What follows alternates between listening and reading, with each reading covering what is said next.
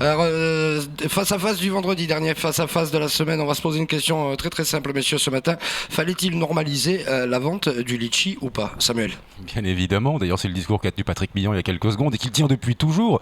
Le droit positif, nous avons voulu être département, il y a des règles à respecter, il va falloir les respecter. Ben oui, il va falloir les respecter. Qu'est-ce qu'il se passe ? Quand on apporte de Madagascar des litchis, des bananes, que sais-je, des ananas, et c'est ce qui se produit très régulièrement, il va falloir passer par les douanes, arrêter de les passer sous le manteau, et surtout respecter les normes européennes et les normes françaises. C'est simple, il suffit d'un tunnel de fumigation pour traiter tout ça, et tout rentre dans le pli. Les petits producteurs, les petits importateurs, les petits acheteurs et petits revendeurs à Mayotte n'ont jamais voulu se mettre au pli. Donc ils continuent à acheter à Madagascar. C'est-à-dire chaque année, ils vont là-bas et ils font venir les fameux litchis.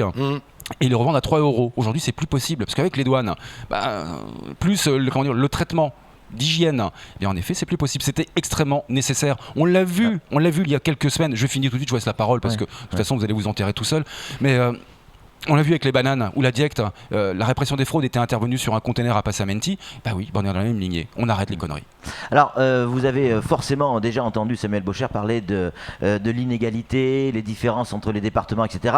On a le sentiment que d'un coup, tout ça s'est balayé. Je m'explique.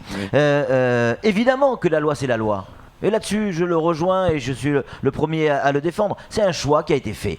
Jusqu'à maintenant, on vendait les litchis comme on vend par saison le muguet. Mais ça veut dire que le muguet passe pas par les douanes. Je parle pas forcément de Mayotte, je parle sur d'autres départements. L'égalité, il passe pas par les douanes, il n'est pas fiscalisé, il y a rien de tout ça. C'est effectivement une période sur certains produits qui sont destinés effectivement à le muguet est taxé, je suis désolé.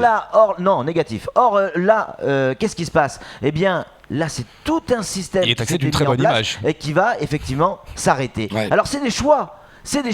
Mais il faut connaître les choix et les conséquences économiques de ce système. Donc écoutez Patrick Millon, si vous voulez manger de la merde, écoutez Patrick Millon. C'est normal, mais c'est normal. Allons-y gaiement. Allez, c'est la fête du slip. Non mais allons-y. Il faut en mettre un slip pour pouvoir effectivement en parler. Ce que je veux dire, Samuel, c'est que très sérieusement, c'est qu'il y a un choix qui a été fait et qui est respectable. C'est-à-dire, on fait venir les litchis, ils doivent être passés par un système de sanitaire, etc., pas par les sanitaires, mais par un système sanitaire très clair et par les douanes, parce que ça doit être fiscalisé. Aujourd'hui, il y a plusieurs centaines de milliers d'euros, certains parlent plusieurs millions d'euros, qui échappent au fisc.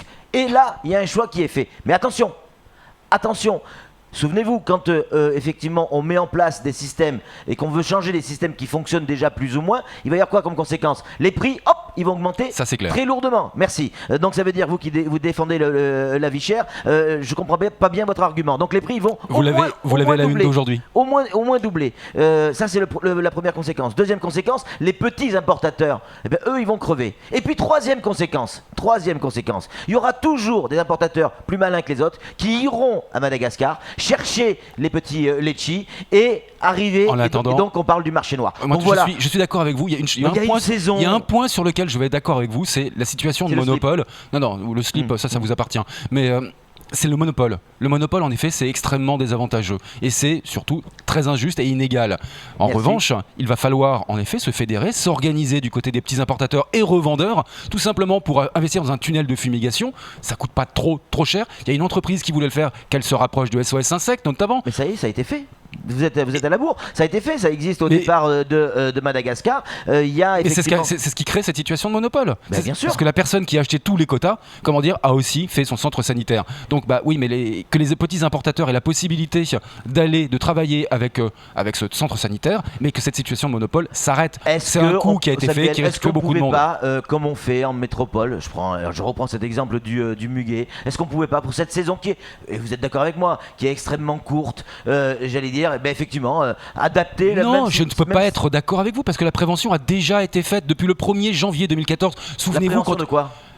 et l'information par rapport au changement, les normes européennes. Souvenez-vous qu'il y avait eu des problèmes, les gens ne pouvaient plus. L'exemple des bananes. Les bananes, c'est toute l'année. Les tomates, c'est quasiment toute l'année. Il y a des gens qui veulent respecter la loi, qui ne veulent pas. C'est une saison qui est extrêmement courte. Est-ce qu'on peut pas faire comme on fait pour le muguet, tout simplement?